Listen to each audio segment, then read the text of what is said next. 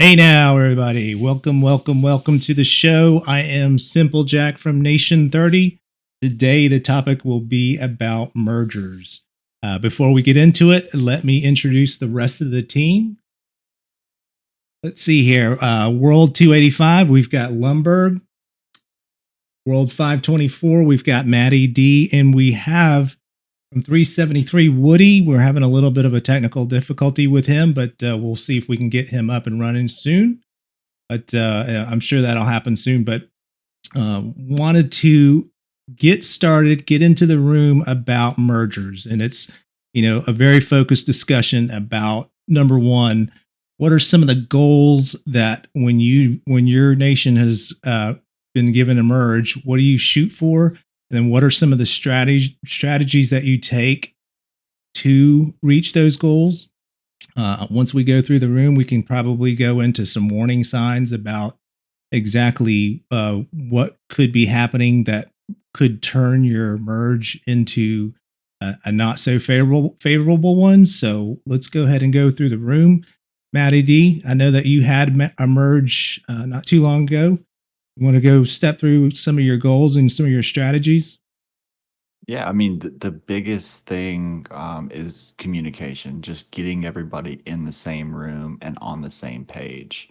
Um, our merger was fairly different than most other nations. What most other nations do is they kind of divide up the map into one thirds, one section for each nation of the three that's merging. Well, we kind of put everybody in one room and told them or kind of moved them into the different alliances, and we divided up the map by alliances. We split it up 5 ways. So Okay, split up the map. So one of the things that you kind of alluding to is essentially when you guys learned that you're going to merge, you got all the leaders into like a group, right? Like Viber or Line or something like that, Discord. And then you guys started planning this out, right? To take the map, split it up into sections. And like from there, that's where you physically get into the AOO game and then actually make some of the changes, right? So a key part is communication. A key part is actually starting that chat group where all the leaders from the different worlds kind of come together. Do you guys have a way of how you determine who comes into the room? it was a difficult decision. Most of the time, it was the big players at first, and then we opened up the Discord for everybody in the nation to kind of get them all in one place. We are using Discord, and the only way to do that there is really to purchase a translation bot. So we set up translations across 10 different languages that happens automatically.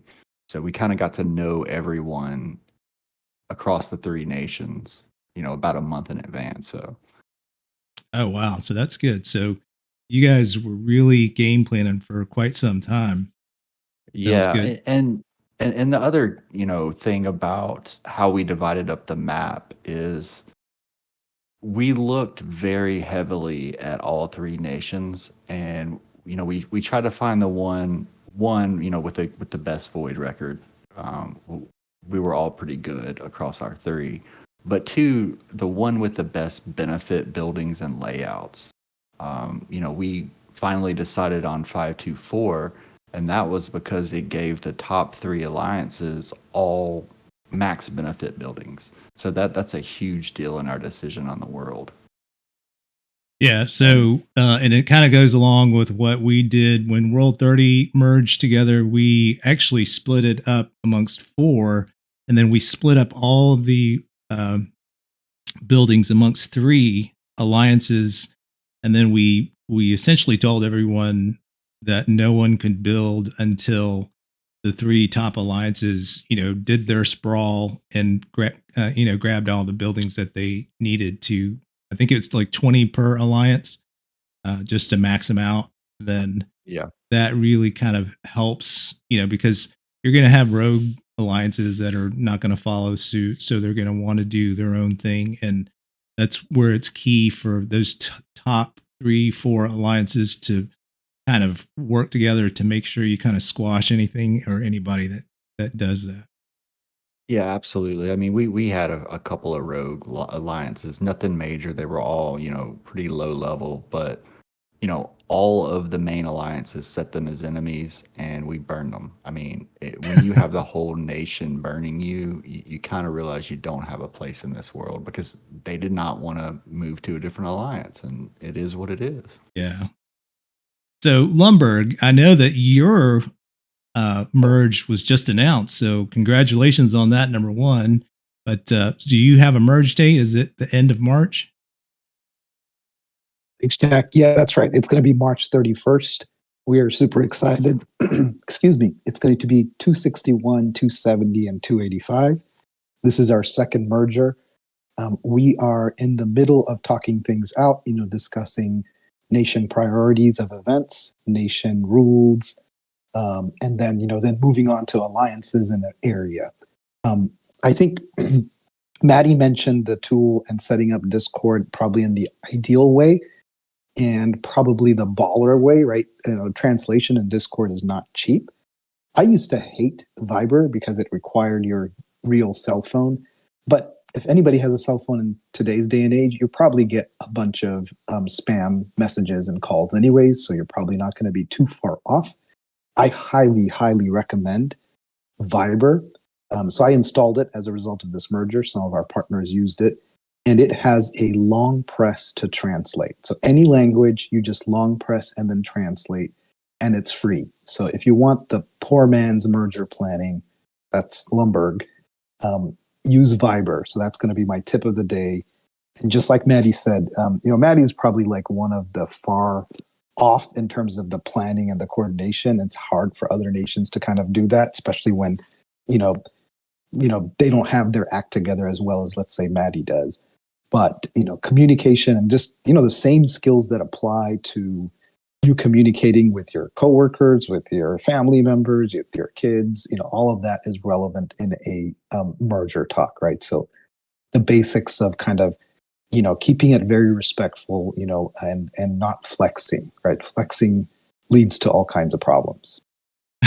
Yeah, absolutely. So that's a difficult thing too, because there's so many different personality types, and they never, or not never, but they sometimes collide, right? So everybody's going to want to kind of dominate. And so the key thing when you guys get together, when you guys start your talks is, just, calm down. Everybody's tough. Everybody's cool because, that's one of the reasons why you're getting merged, but there's no reason to flex. Just relax. Everybody has that, interest in mind. But tell us a little bit more about some of the strategies that you've taken so far, Lumbergh, with this new merge coming.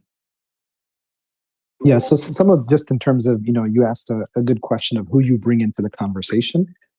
I think it's really important to, based on your merge partners, to find the common language. People that are bilingual are extremely important in not getting into misunderstandings with translation. No matter what tool you use, translation is going to be a challenge. So when you kind of choose your leaders, you're going to have your 4 or 5 major groups, right? We all know kind of the big groups are, Koreans, Japanese, Americans, Europeans, and these are kind of your big buckets of players that really, really spend money and that are the top players. And then you have everybody else, right? So kind of keeping that in mind, you want to bring in a leader and somebody into the room that has a common language with, let's say, the other world leaders, because it just makes things smoother. You don't mind me bumping in about the whole Viber thing. I know we're backtracking a little bit. So there is a way that to where when you first start a room, you can set it to where no one's phone numbers or information are set, or no one can see it either. There is a way to do that? I did not know that. Yes, there is a way to do that. Yeah, I knew that was a huge hang up for a lot of people, that they just don't want to join groups because they don't want their personal information to get out. So that's good to know. Can you say that one more time, Woody? Yeah, sure. So when you join Viber there and you join the group, a new group, the person that makes the group, you can set it up to where personal information such as phone numbers are not shown, but it has to be set up when you first make the group. So the person that creates it. All right, that's good to know. I did not know that. That's cool. So I have to take that forward. Yeah, and back to the Discord thing, the translation is not, I mean, it's expensive. It's running me about, I think, $75 a month, just because we're translating so many languages. But it's not that much, in the grand scheme of things, because as much as people are spending on this game, when you merge, that is one of the most important aspects of anything, because if it's done incorrectly, then you can, if it almost feels like your spending is in vain, right? Yeah, sure. So Woody, now that your mic's up, awesome. So with 373, how many merges have you been through? We've only had one merge. We are looking to get a second merge, but it won't be happening for a little bit. As Caddy says. Oh, that's right. Yeah, that's a good point. So you got a message from Caddy that with GC starting Global Conquest, there's not going to be any mergers. And I always felt that was always the case, because Camel doesn't like to do a merge during GC, because essentially, GC, they're all brackets of worlds fighting. And if you merge a world during GC, you kind of remove some of the worlds from a bracket, which essentially makes that bracket a little bit easier for other worlds. So it's kind of unfair. So I always felt that they did that on purpose, not to merge during GC. So, but that's good to know that you got from your VIP that they're saying that this March 31st is probably going to be the last set of merges until GC, at least until GC is done. So good information. No hey, problem. Kitchy. No problem. Hi. What about you, Kitchy? I know that you were in 320 before, but now you're in 425. What kind of 425, merge? yep. What kind of merge stories do you have? The 321 was a merge between 297, 310, and 320. So I was central to that. And what we basically did was we merged with alliances that we thought were culture wise and how we run things. That's who we actually merged with. So a lot of the Asians, the Koreans, the Japanese, and more or less the Asian timelines, they all merged together. And the ones that are kind of international alliances, they merged as well. Which was okay at the start, but again, egos and stuff like that get in the way. So after 6-7 months, it kind of got divided, and then after that, it just wasn't pleasant. Yeah. So Kitchy brings up a great point. So when all these worlds come together, and I've seen this, I've been through 2 merges, and I've seen it a lot where as soon as the merge happens, they either change hands, meaning people go from one alliance to another based on cultures or based on, timelines or time zones. And so it helps the world if you can do that, because you're grouping a lot of players together that can play at the same time. But it doesn't always work because, number one, not everybody gets along. And so if you lump people together like that, you still could be lumping people together that they might be playing at the same time, but they just don't get along. So they're not going to really feel it in that alliance. So it's definitely something you have to think about, because we actually have that problem now where we're always trying to push to group alliances by time zone, but a lot of players kick or push back because they want to play with the people that they're used to. They want to play with the people that they're, used to spending with, and if you move them into another group, then the dynamic completely changes. So time zones is a great idea, but it doesn't always work out that way. Yeah, I mean, and your big players, your players that spend the most money, they typically want to win. That is their goal. So, they're more willing to move into like a number one alliance, or a super alliance, if you will. It's a lot of the other players that seem to be really locked in, at least based on what I'm seeing in my merger. All of our top players instantly wanted to go to number one, except for maybe one, just because he wanted to lead another alliance. I've noticed with the nations that I have been in, it I know this may sound racist, but there are certain cultures that kind of tend to band together, and you see that in every nation. It's like there's certain cultures that just don't want to actually open themselves up to other players, or they don't want their like they always have this, I guess, mentality that they're going to be misunderstood, or they're going to misunderstand others as well. So I Yeah. don't know. I've actually seen both, so I do see that cultural line sometimes, and it's kind of a shame that you see it, but people are who people are. But to Maddie's point, I think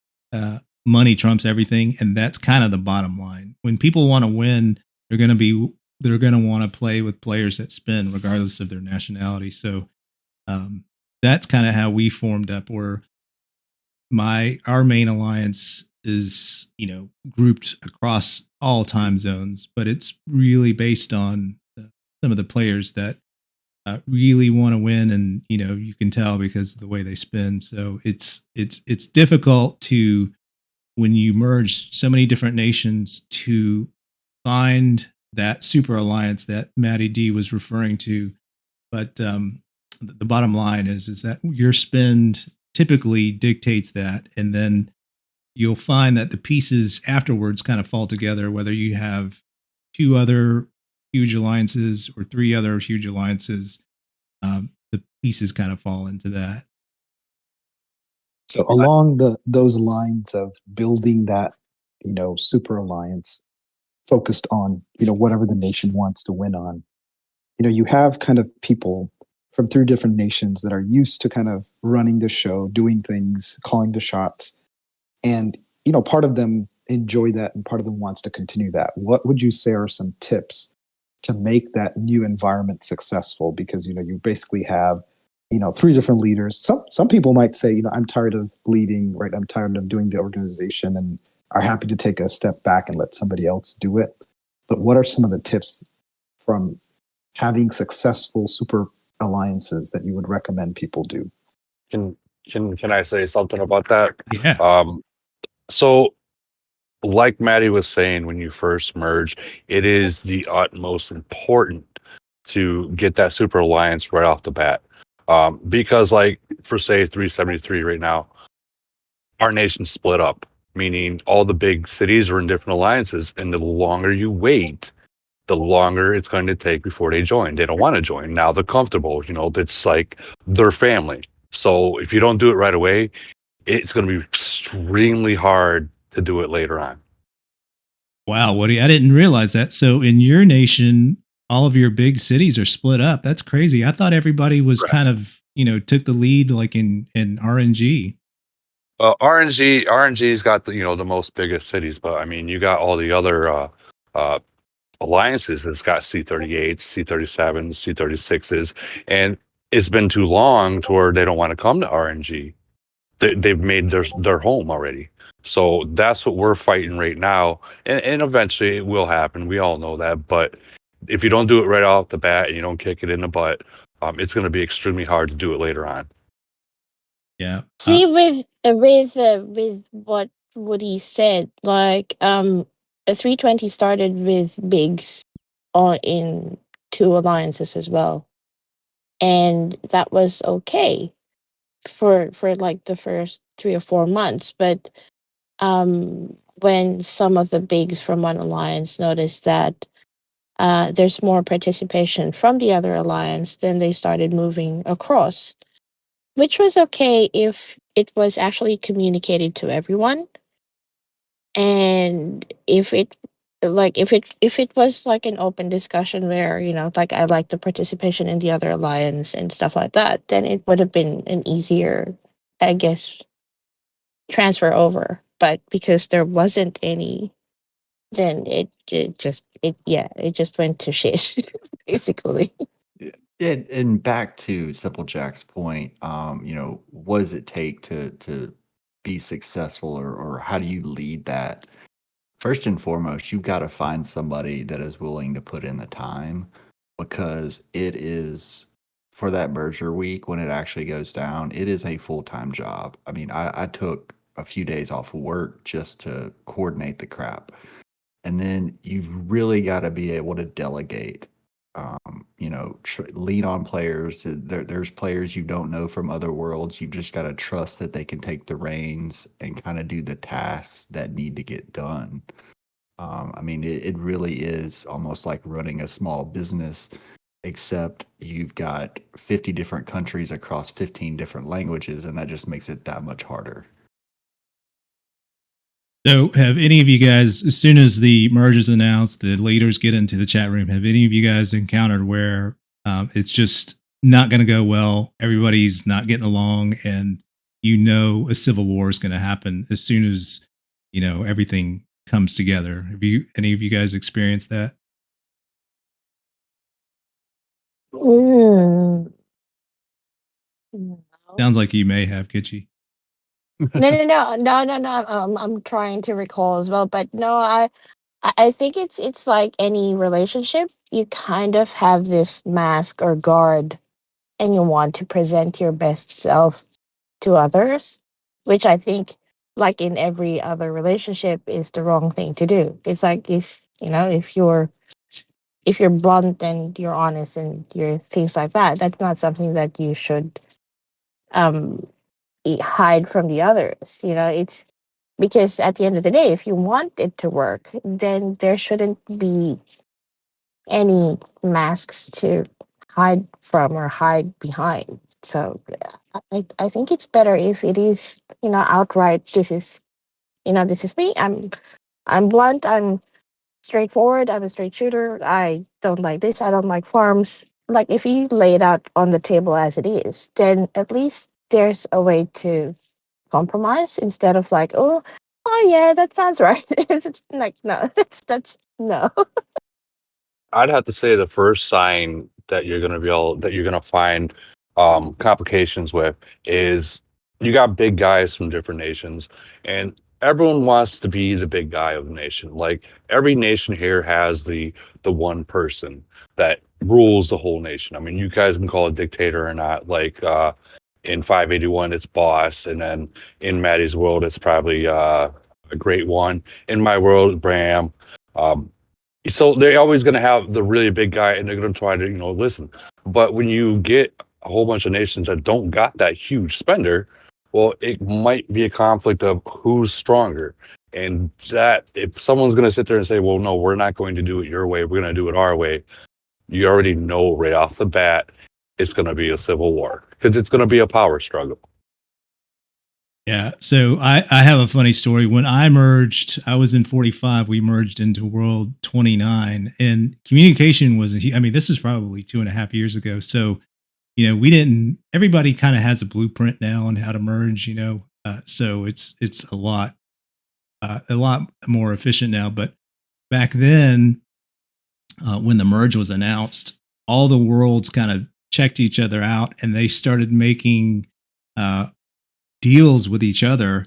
And so when the merge actually happened, two alliances, two of the bigs and the other two, were at conflict already. They started trying to block each other. They started trying to, thwart each other, doing presidents and stuff like that. So it was kind of a mess. And it was, it later came out, as we as time went on and everybody kind of got to know each other, everybody thought that everybody else was doing background deals with each other. So they didn't really know that, everybody wants to get along. And really the true purpose of a merge is to make this nation stronger for cross nation events, so that when you compete against everybody else, all the other worlds, you need to be the strongest possible. And so you can't make those deals with specific worlds and leave other worlds out, because you're going to burn bridges there and, kind of have some of the hiccups that we had in World 29. So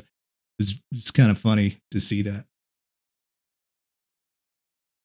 Yeah, and I mean, one thing about this game is it kind of mimics the real world in a way. It's a little microcosm, little community, and it's got a semblance of government, whether that be some sort of republic or democracy, dictatorship. It's got its own little mini government. But the difference between this game and reality is quite simply, this is a game, and it's also a war strategy game. So you're going to have rules, and people are going to seem like dictators, and these rules are going to be designed by the people that are spending the money. And it's almost akin to real life too, right?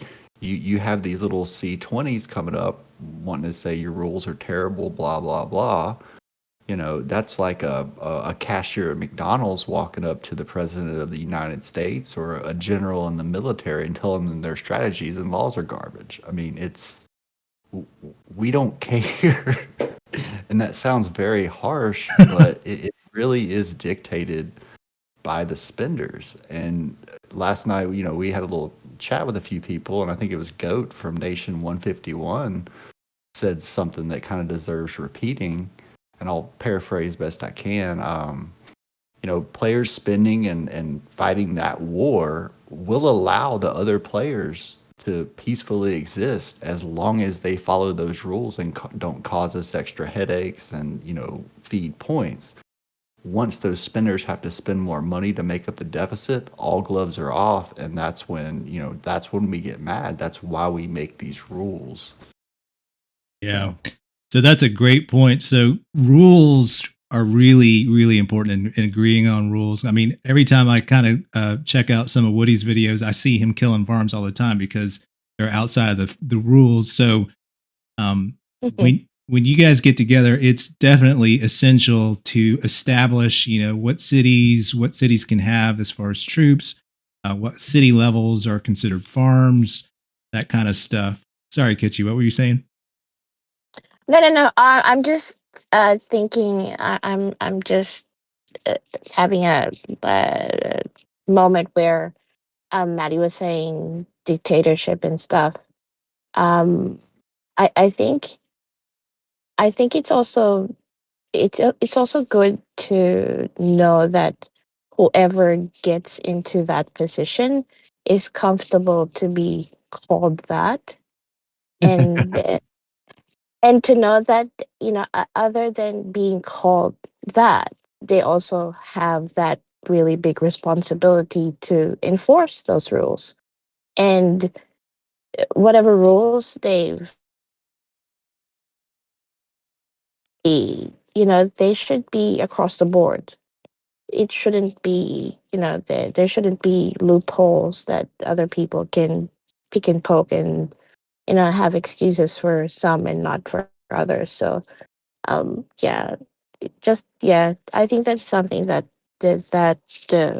whoever is leading the nation as well should have that in mind. Yeah, absolutely. I mean, and I'm kind of heading this up for my nation, and I can tell you a screw up on my part about the rules is I've got Great One on my team, right? Well, this man never gathers. He doesn't have farms or anything, so I don't think about telling him the rules. He doesn't really look in nation chat all that much, maybe a couple times a week. And well, we did a 24-hour purge, and he was just out there farming, and he got hit. Well, when he woke up in the morning, he got pissed and just started leveling people. And it was like, whoa, whoa, whoa. Whoa, man. So so it was a huge screw up on my part because I did not know, I didn't think to communicate with him because he just doesn't gather, and just the one time that he did, man, it just, so that was a little bit of drama, but we smoothed that over fairly quickly. I think I'm sure there's some butthurt people out there though.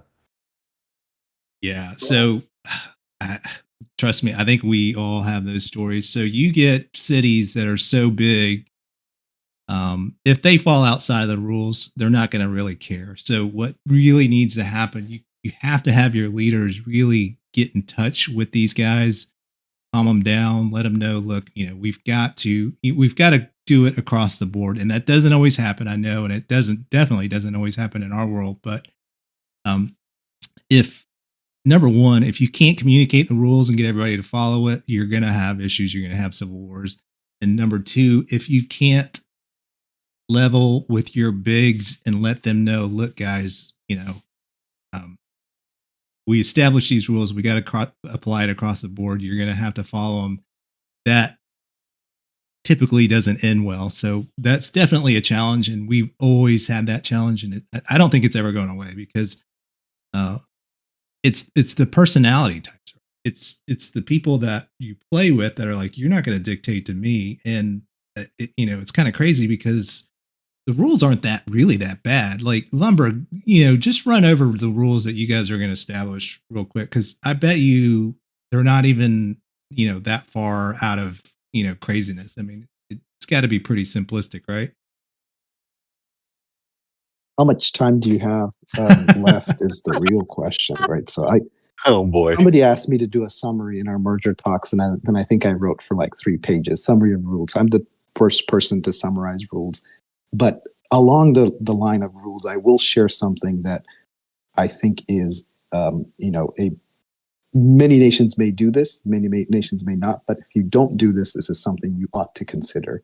So what we have is a culture of rotating leaders, and we have a council alliance, right? This is going to sound, like democracy, but the idea is that you separate your nations or your alliances into battle alliances. Those are ones that are allowed to fight in void, and if you care about frenzy, in frenzy. And then those that are not, right? Meaning, and a battle alliance would be somebody that has a competent battle leader. They know how to fight. They know when to reinforce. They know when not to reinforce. And then you have fun alliances, right? Those can participate in other events, but let's say whether or not they can become a battle alliance really depends on kind of those levels and proving themselves in battle. All of these alliances participate in. We didn't have Viber before, so we just did it with the leaders. There would be 2 representatives. Leaders from each alliance would send a representative that would kind of communicate nation rules and decide on these topics. The battle nations will have 2 votes. The fun nations or fun alliances will have 1 vote. And everybody else that does not kind of fall into this rules and doesn't follow the nation rules. And those might be like, look, no city beyond these approved alliances can have troops above T4, right? So if you want to live, if you want to have fun, if you want to socialize, by all means do that. You cannot do so with a risk of putting up a bubble. So you can do as your merry way as long as you have T4 or below. So we follow this alliance and then everybody agrees on it, right? So it might take long. Democracy is not easy. It takes more time. But we haven't had a civil war and we hope we never do. You said democracy is not easy. So are you guys definitely going to democratically handle this, or are you having like the strong leader take like a dictatorship role? No, there is no dictator. It's all democratic. We rotate our 5 in our alliance, and most of our alliances has rotated in the past. So you just have the R4s go through and cycle every month. Every void, a new leader comes in. So one of the things that I've run into, and I'd like to get your feedback on this, is so when the merge happens, the worlds come together. You're going to have some nations that are leaner than others. We'll say, they don't have a lot of fat. They don't have a lot of extraneous farm alliances and stuff like that. But when the merge happens, some of those lean nations are going to look at those fat nations and they're going to want to clean them up. So how do you guys typically, and just speak up, but how do you guys typically handle those worlds that come into your merge and they just don't care? They've got a great fighting alliance, but they've got so many buddies and other different alliances that you can't clean them up. So how do you guys go about doing that? So Poorly. so Sorry. Civil so War. the way that we did it, and it wasn't exactly. I mean, we're still actually doing it because we got matched with two huge farm nations. So when you first start the merger, obviously territory is the most important thing. You tell all the farm alliances you guys are not allowed to start an alliance or even put territory down or a haul down until the top whatever 3, 4, 5 has their territory. It can take what, a week or two.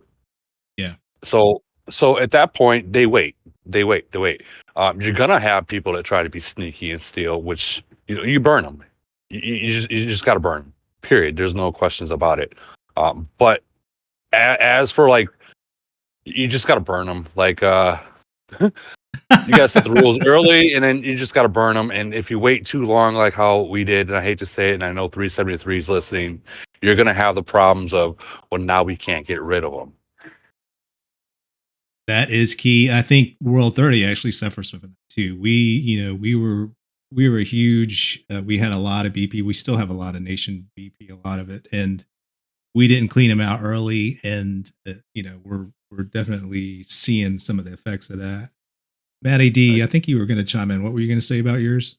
Yeah, I was gonna say, so like I said, ours is a little bit different. So we had three, a number one alliance in each of the three worlds.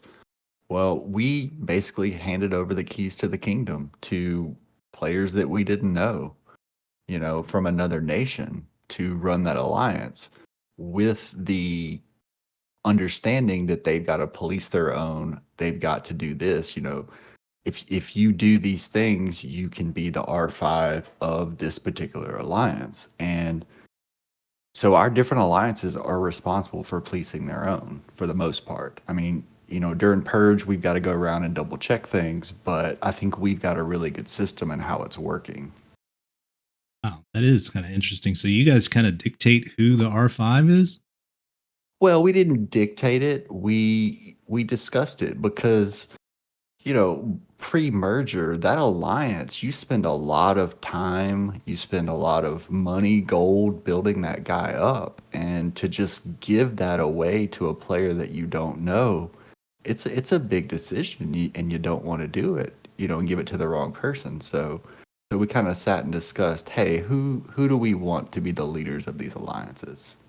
And are they going to be on board with our nation's plans, and that type of thing. That's, to me, that's kind of next level, Matty.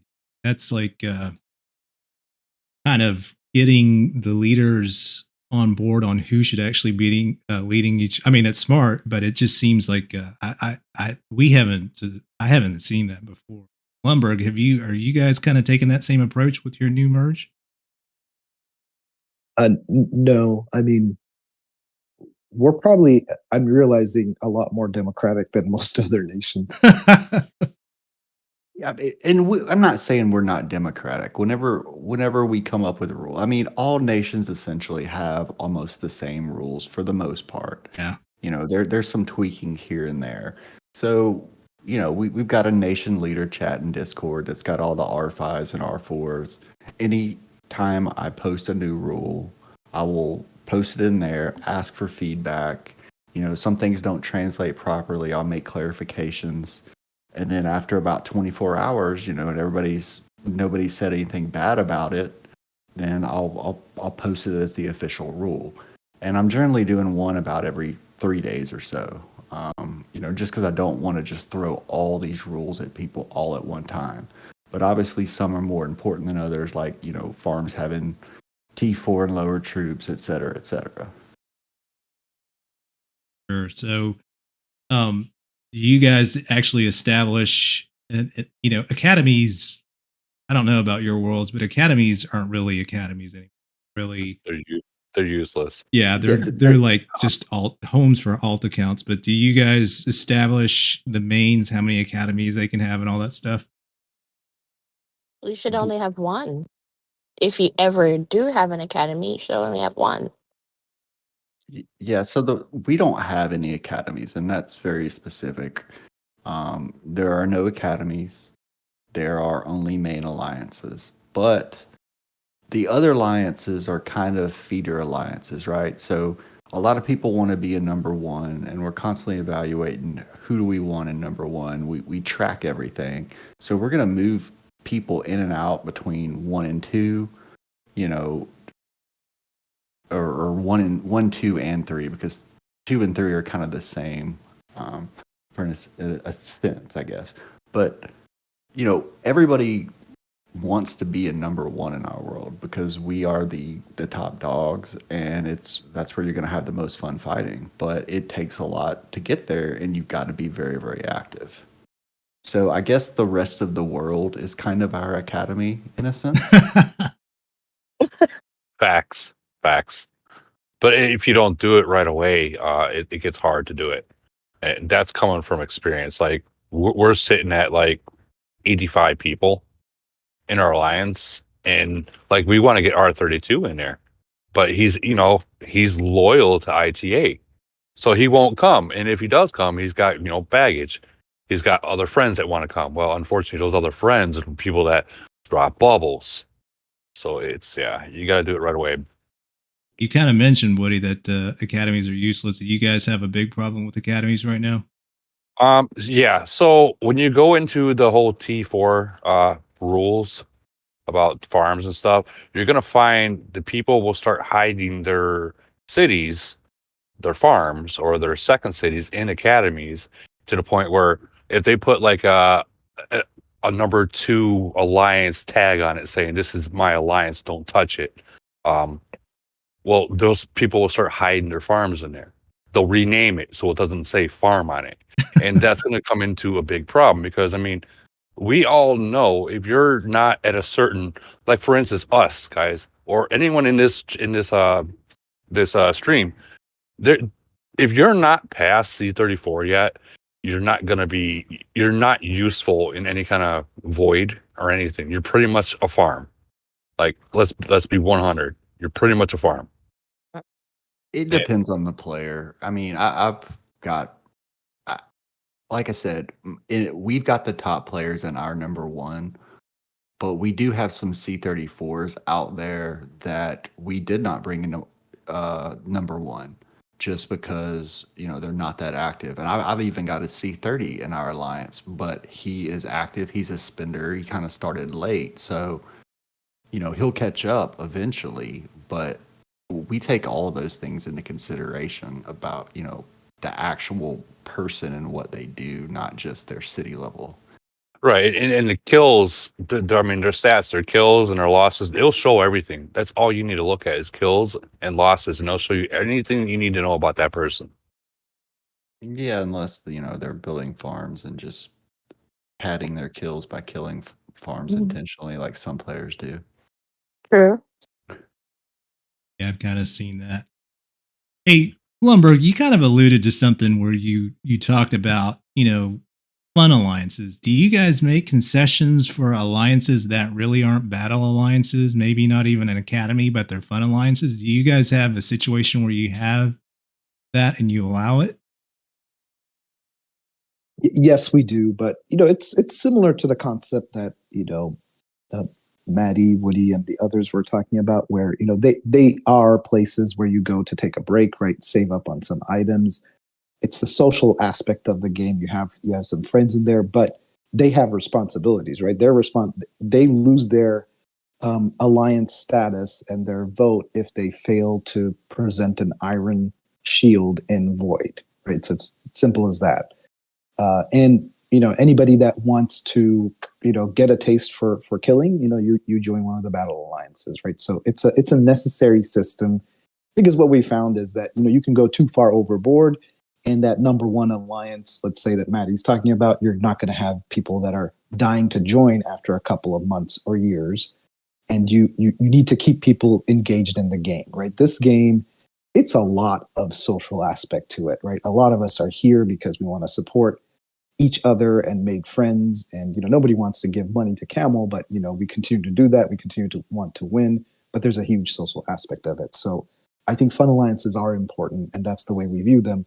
But never for a moment, would they be allowed to, let's say, not kind of follow the rules and jeopardize the win.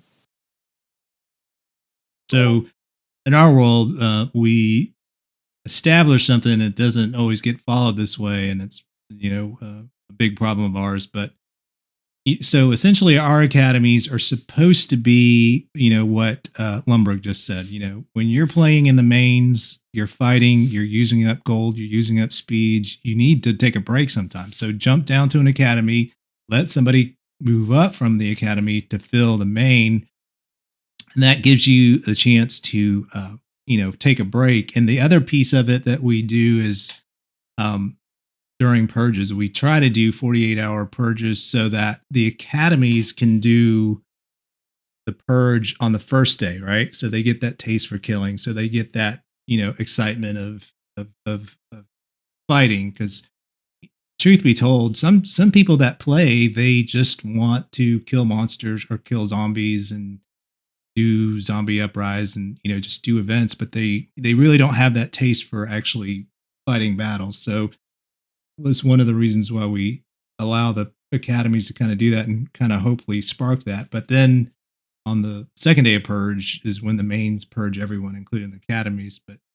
I think it works well, and I think it's a recipe that could be good, but it's hard to follow, because what ends up happening in our world is all the academies are essentially alt accounts for the mains. And if I could give any kind of advice to people, especially when you're getting into older nations, people quit, they give up their cities. After a while, you start inheriting a lot of cities. Not you specifically, but people start having a lot of alt accounts. Just give them away. Don't try to run 10 different cities in that world, because you're just kind of mucking it up for everybody else. So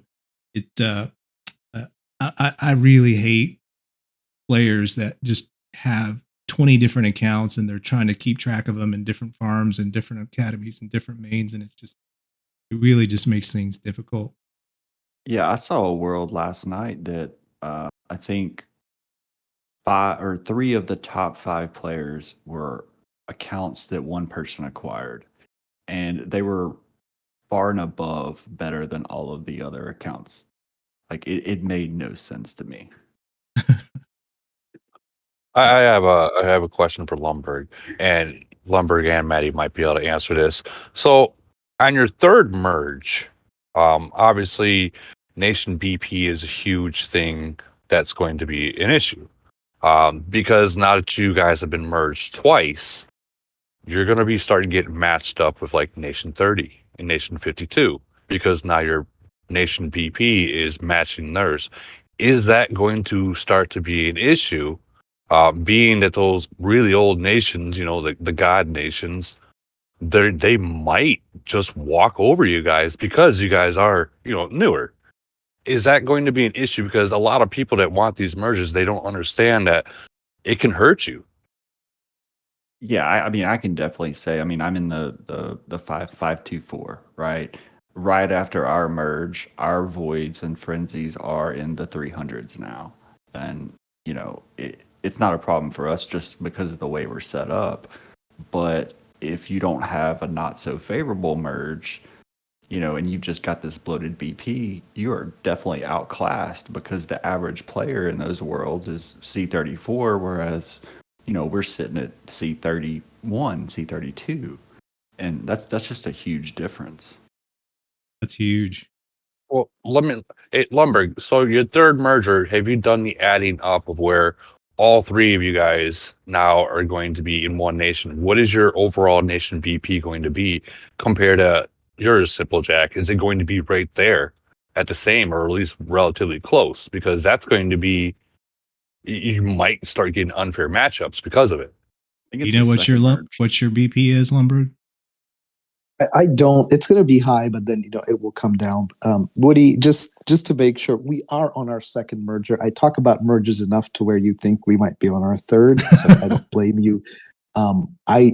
I will say that I've noticed a recent trend in the void matchups. So even before we had this merger announced, and I think in last void you'll notice a lot of the older and newer worlds got paired, right? I think like 30 got paired with 151. It used to be like 30 would only match with 1, 2, 33, 72, 99, these first world nations, right? So Camel has, I think, two things has happened, and Jack can speak a lot more to this, and Nikki can on 30 and 52, is that there's been a mass exodus of players from those nations just because if you think about it, a merger revitalizes spending, players, energy, and a lot of activity, and they're having fear of that. They have fewer matchups, and it's kind of stale.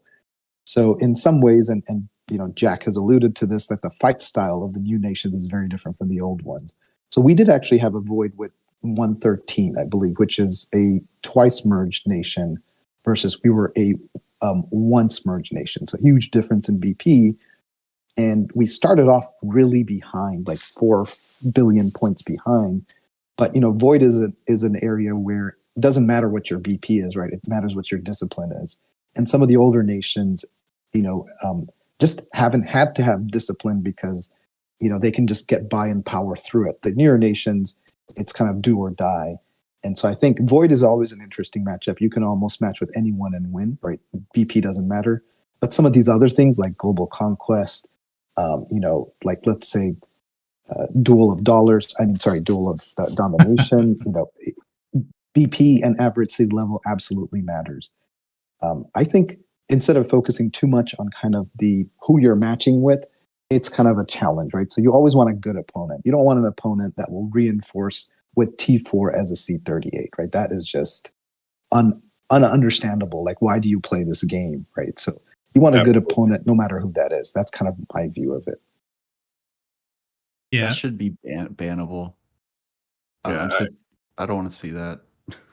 Yeah, I mean that whole T4 fighting style is just, I'll just say it'll never be on my channel. So Like, Woody and Lumbergh, I've heard very vocal against this. I actually think it gives like some of the little guys something that they can concentrate on to do, because Woody and I kind of saw some tactics about stuffing as many Titans into one city.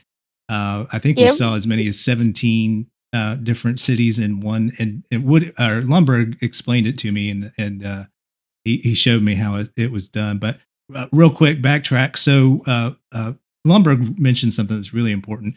Whenever there's a merge happening, there is an excitement about that world. That is the absolute best time for your world. You have guys that can recruit. You pull in players from other worlds to your nation that's doing the merge, because people get excited about these merges, and people get excited about the optimism that new nation can be. Because like in our world, we're probably like 1.5 years, a year and a half since our last merge. I mean, it's it's getting lean.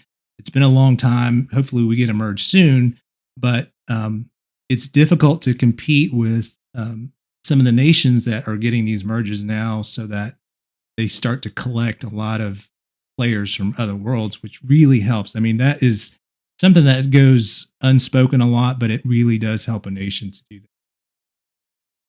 Yeah, there's a lot of nations actively recruiting, and very well, I might add. But one thing, back to Woody's point, let's say you are on your third merge. You have to realize there's a ton of worlds that are all going to be crammed into one. You've really got to take a hard look at your player base and start killing people, because there's only so much room in the world. I mean, it's a crappy thing, but you've got to start, just really nipping that stuff in the bud and getting rid of players.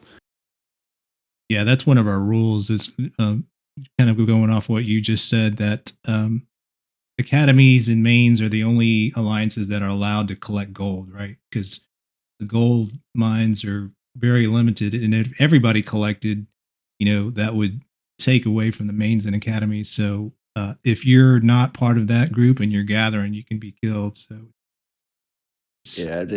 Another thing that's ridiculous in our world is, right after our merge, monster phase and gathering phase, yeah, just gathering in general, it is a nightmare. Like I don't even do it because I can't even find a mine or anything. Like it's ridiculous.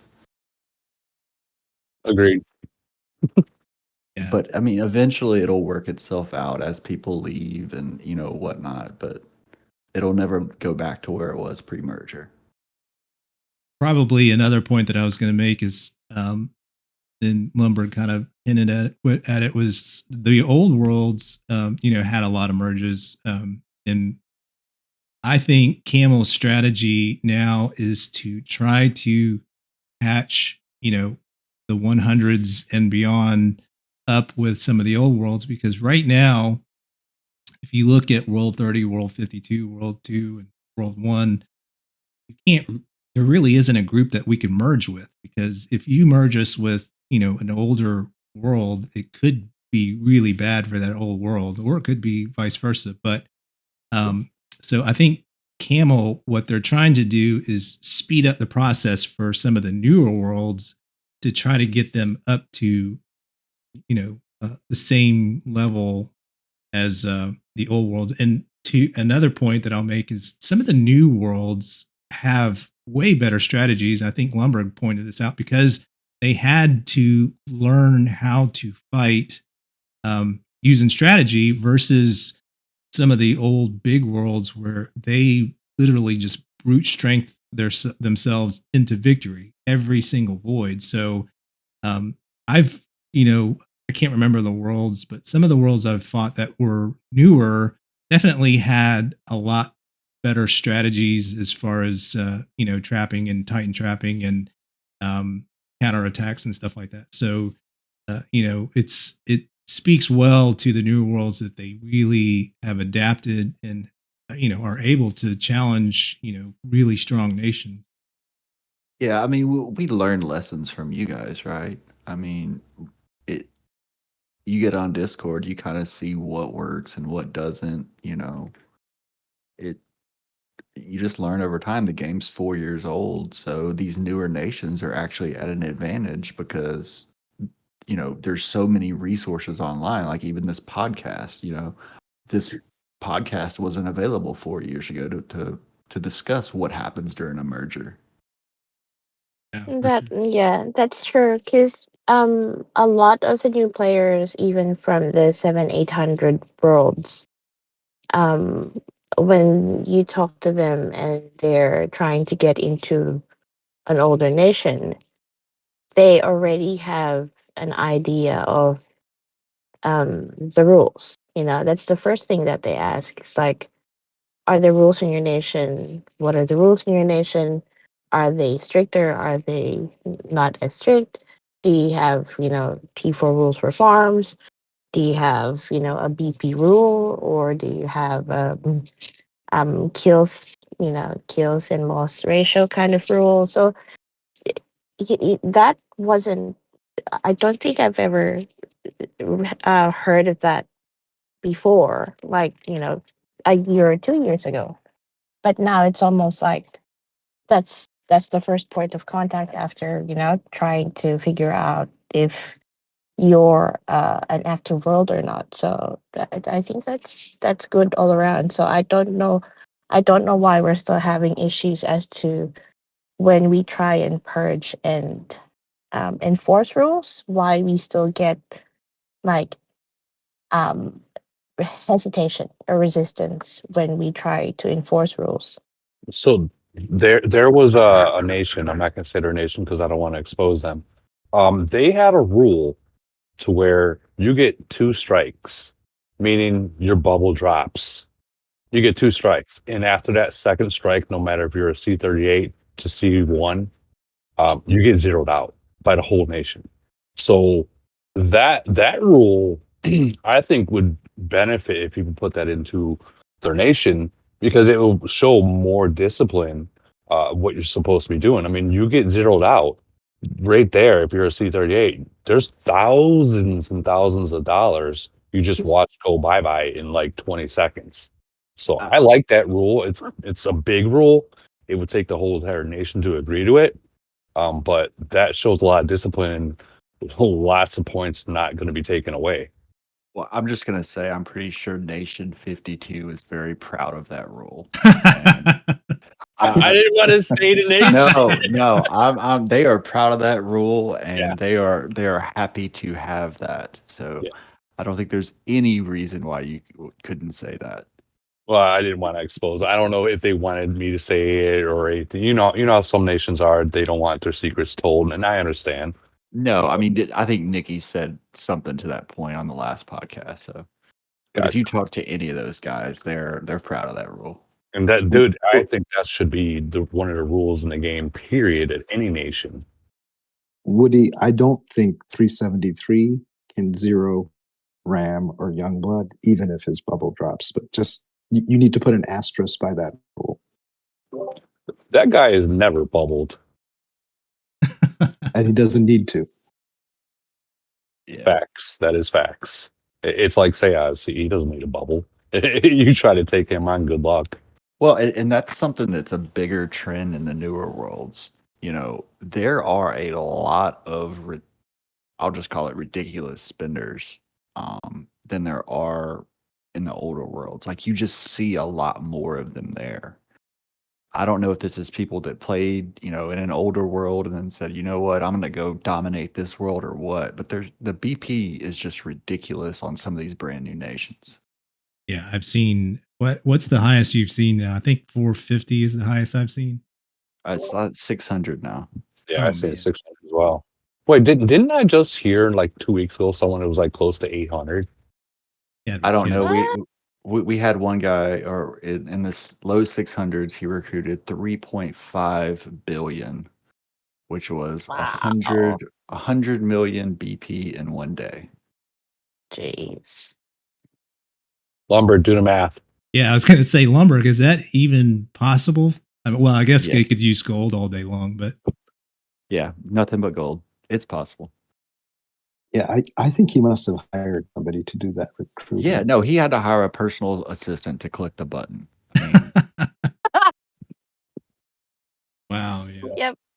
Well, here's the thing: a lot of people don't understand is like these newer nations, they're just strictly buying. Where all of us older nations that got some big BP, they stopped recruiting, they stopped spending, or not saying to stop spending, but they just stopped recruiting because they know what's right around the corner and they're saving those recruits for when it happens to where they can jump up and grab 5 fleets worth right off the bat. yeah, but the players we're talking about, this does not matter to them. They're gonna grab 5 fleets worth that first day. Like, there's something in the water in these newer nations. They basically compete against each other in duel of dominance. Like, they will see who can spend the most money. You will see it in the billions of points spent just because two people are going back and forth. Yeah, these would be the players. Yeah, there's a lot of players in newer nations that would, place a gold shield or a gold buff on the whole, like the alliance, just because they can. So, like, why not? Yeah, no, I mean they're in just a point. They're trying to outscore in points, even though gold ultra shields are not the best use on small players, but they're just flexing how much money they have. Well, even when we had 457 for like 3-4 events, they weren't fussed about the alliance per se. They were more fussed about lead god still not beating their number one player with regards to like personal score. Like, they don't they're not fussed that they lost as a nation. They're more like, well, this player, our player, still trump your player. And it's like, okay, sure. But I think to them it is more just a personal, um, yeah, a personal preference of I'm beating you individually. Yeah, I Right, definitely exactly. see like spenders that like to beat, do the individual scores. One thing that I need to point out with the newer nations that it must really suck for them because when I was coming up through the cities, I had to sit at C30 forever for months. I had to sit at C34, C35 forever for months and then C38 because when I was in the game, they didn't have levels above that. So when you maxed your level, you were sitting there and everybody else had a chance to catch up with you. In these newer nations, you've got these guys that are huge spenders. They could, conceivably hit C38 really fast, and the normal spender or the normal non-spender is still going to be, a really, really small city. So I can imagine that causes a lot of disparity between, some of the cities to where people just kind of get beat up all the time. Oh, absolutely. I mean, and I calculated a few months ago. I think the fastest you can get to C38 is like 6 or 7 months or maybe it's 8 months if you buy every single pack of uranium and the specials. I know I can't do that. But you're gonna pay because you're gonna pay the ridiculous prices for uranium. Most of us know the best bet is just buy the first pack or something like that. But Mm. when you see these people doing what they do, it makes you want to press that button even more than you do. Yeah, I think you're right. Yeah, Yeah, a people lot. want to. Go ahead, Woody. Sorry. I'll say people want to keep up to the top spender, or at least look like they are keeping up to it, and be a paper tiger. Yeah, the Well, paper tiger thing you is got to, and we're seeing that a lot. And some people are just pushing city level to C38, and they may be a C38 with 900 attack and 30% damage reduction, and I can beat them with Titans alone, and my Titans aren't even that strong. I mean, it's Yeah, but I think that came from the old way of making cities, like get there faster, quicker, so you can actually open up the troop levels that you need for that specific level. So they and then and then just work backwards from there. But now we know that regardless of whether you are a 34 or a 36, that what's important is your equipment, your officers, your titans, and now more planes. So it's not really the city level anymore. no, absolutely not. I mean, when I was a C34, I mean, I was beating C38s in the uranium mines regularly. I mean, they just, as you guys say, there's a lot of them are just paper tigers. Yeah, I've seen a lot of people level up, and Kitchy's point is kind of correct to some extent. Like you level up so you can unlock those troops, and then you kind of backfill. But the smart players really do kind of build that solid city, regardless of level. Titans now are key. Warplanes are key. Um, even zombies, but a lot of these paper tigers, they just get that level, and you look at their other stats, they're kind of lacking, and it really I think that's kind of one of those things where people want to show strength, but they can't really display it when they're fighting. Yeah, absolutely. All right, guys, we're Gonna coming up bring on the. an hour. Go ahead, Lumbergh. I was gonna bring this. I wouldn't do justice if I didn't share this thought process on mergers, but one of the obvious yet hard to achieve hidden truths in merger is your success as a nation and in the merger really depends on whether or not you have successfully, before you've come to the table with that first merger in your nation, integrated your alliances to form an international alliance, right? So it's really important. The natural concept of the game is that, look, it's easier to play in your own time zone. It's easier to play in your language. But as a nation, if you care about winning, you will kind of get past that comfort zone and form an alliance that will be international in nature, because then you have those ambassadors, those diplomats that can reach out to all the different other alliances.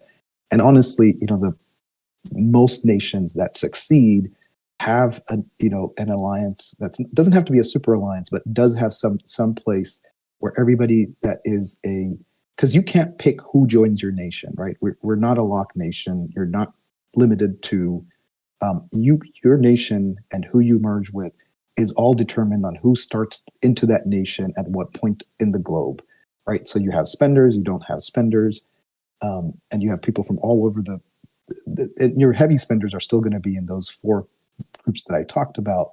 But being able to bring that together, I think if you're considering a merger, if you're coming up with a merger, first fix kind of your own backyard and try to bring everybody together, because you're not going to achieve that suddenly in a merger. That would be my, kind of hidden gem or hidden advice for mergers. Yeah, I've got one more little note to add on to that. And Lumbergh has a really good spreadsheet on this, but mergers are typically done in cycles. So there's a range of nations, and once they get to your range, that's when you merge. Now, there are some outliers there, but for the most part, that is what happens. So we know we're not getting a merge or the next set of merges for probably 3 months because of global conquest. So what can people do to, I don't want to say speed up their merger, but make sure that they're early in that cycle? Is you've got to go ahead and implement all of those farm rules, get your nation BP down as much as possible. And this is the crappy part, but you really need to consolidate your world down to 2 or 3 alliances. Like, you've got to get rid of the fat, because once you come together, you're going to have to fit 6 to 9 alliances worth of players in the world. So it's either you clean them up now or you clean them up after the merger, and it's a lot more work. So get started now, and just, you got to cut the fat. I agree. 100% agree with that. So, and one thing I was asked, and I know this is a little bit off topic of a merger, but since we were talking about city level, I was asked about at what point do you think is good to go to the next city level, and you can check the little chat that I posted. On average, and this is just my thought, you guys, and I would actually love to hear you guys' opinion. A C34 should be around 600 LRA or MRA. C35 600 to 800. C36 800 to 1,000. C37 1,000 to 1,200. C38 1,200 and up. Like on majority of these cities that you see, that's usually right around when you want to, when you get to that point, go to the next level. If you're not around there, don't, because you're going to be a paper tiger and you're not going to be able to hold your own. I mean, the melee HP, that's a big, obviously you got to kind of match that or at least get somewhat close as well. But can you guys touch on that and see if that's right about average to be our world? Like, so our alliance, we've got some C35s, but essentially, to answer your question, our alliance is your LRI has to be 1,000 or above, and to be an NX3, and so we don't really have that quote unquote paper tiger syndrome. But I guess though, because our world is so old, that people have had a chance to move up and get it up, because there really aren't that many C34s in our world that are viable at all. Matty, do you have anything? Oh, I could say a lot, but our podcast would continue for another 2 hours. So I think that's a separate topic maybe for another day, and kind of finish up the merger talk if there's anything left. Yeah, yeah. No, but to answer your question, Woody, yeah, we don't really have any unwritten rules about when, cities should go up. I think for the most part, everybody kind of trusts everyone else to do it, but it is kind of a problem that people try to level up without getting their stats up. And I personally just haven't seen it. But like I said before, it might be just because my world's so old that people have had a long time to really. Yeah, that's what it is. I mean, your world, you were waiting on the next upgrade. So you had, like you said, you had those people had time to catch up. Yeah. Now, you can have one person C38 and the rest of the world is averaging like C24. I mean, that's just the reality in some of these later worlds. It's true. True. All right, guys, let me wrap this up. Let me go around the room. Tell me what you guys think are some of the key indicators. And I know because Camel never really indicated exactly what constitutes, a city or a world getting a merge. But in your opinion, what are some of the key attributes that Camel's looking for to pull that trigger for a merge? So I can boil that down to probably 5 things. The first one is going to be Chinese locked nations are going to get them early. This is just part of Camel's model. I wish everyone would quit whining about it because there's nothing we can do as players outside of these nations. We just have to accept it is what it is, Yeah. right? Number two, It is, yeah. Sorry, Matty. um, It is what it is because they have a lot of civil wars in those locked nations, so there are a lot of turnover, like player turnover, which is why they always have a merge. So yeah, and that yeah, brings me to kind of point number two is you can if you have a completely dead world. A lot of those Chinese locked nations are completely dead. And when I say dead, I mean like you've got 50 to 100 active players. That is just a dead world.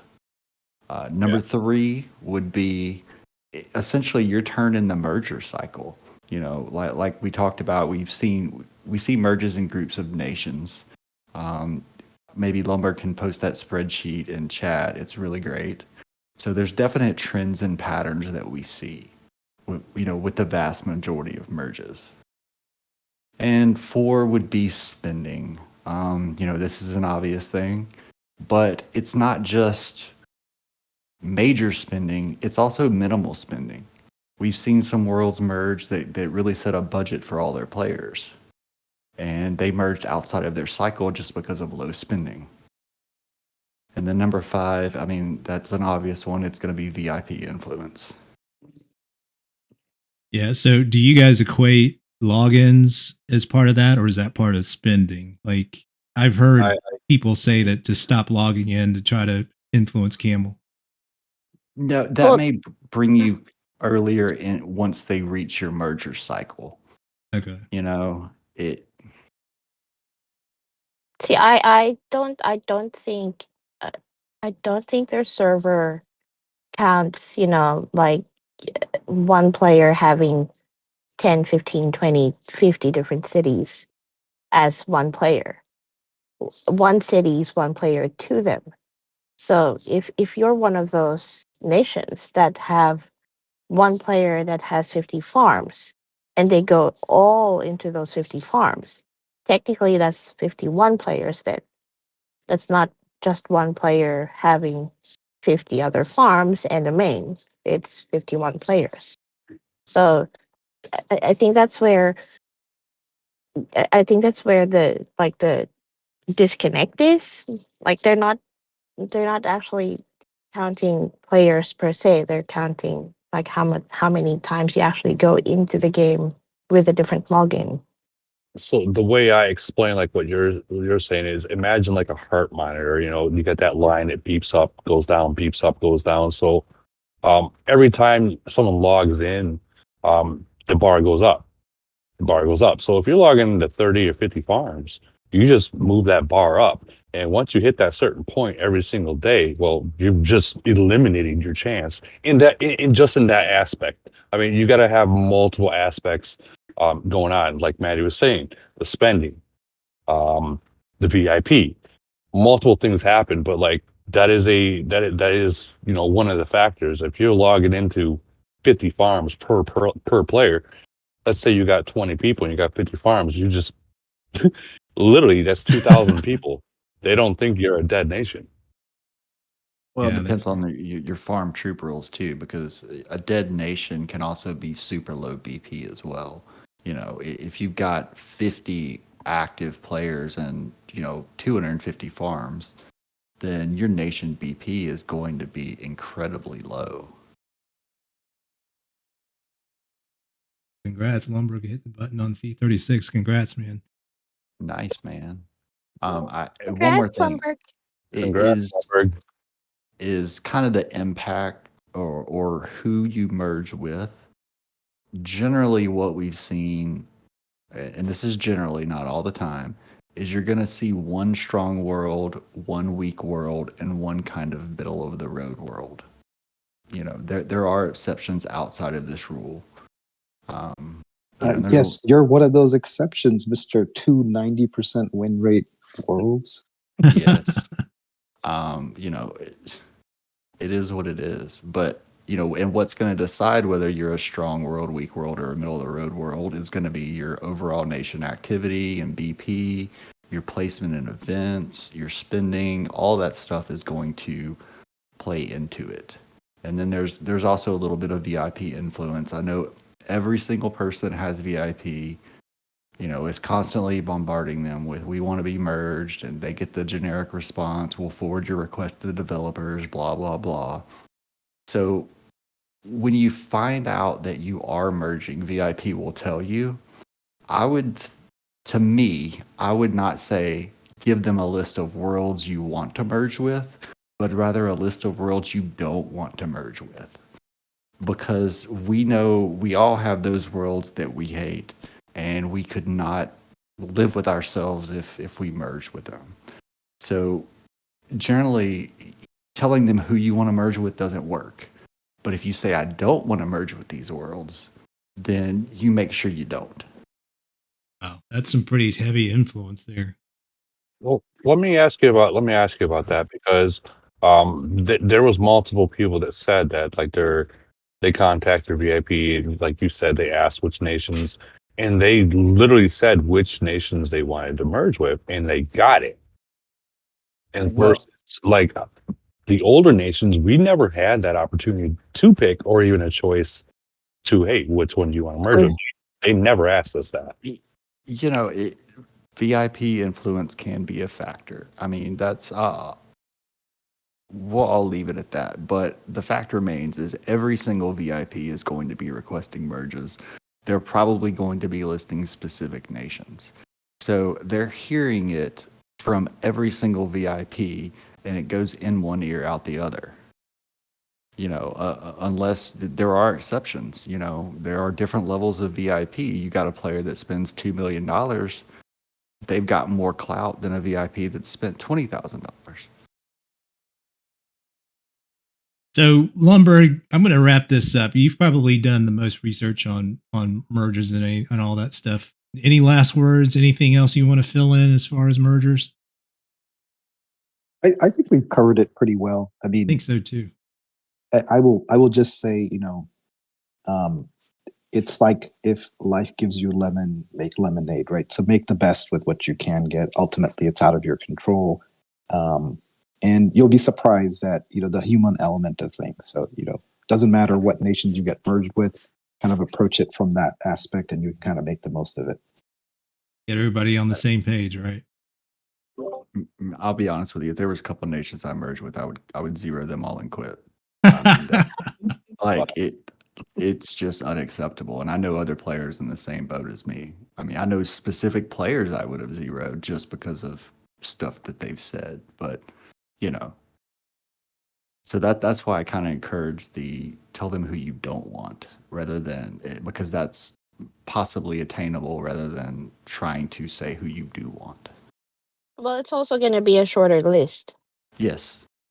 Yeah, compared to the nations that you want to be merged with, it's going to be probably 5 or 6. The nations that you don't want to be merged with, there's probably going to be only 1 or 2. So Absolutely. I think we should end with Matty sharing the list of nations he did not want to merge with. Oh, I don't want to do that. That would be mean. Wow. They know who they are. oh wow, They know who they are. Maddie wants 374.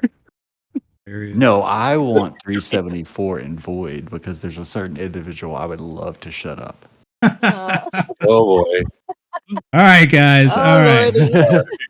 Very good. All right. Well, thanks everybody for joining. I'm going to wrap it up. It was a great show, great information. Matty D, Woody, thank you very much for coming on. Kitchy and Lumbergh, of course. Thanks everybody. NikkiNikki as well. Thanks, and we will call it a show. Thanks very much. See you guys. All right, Bye, thanks, guys. guys. Bye, guys. Thank you.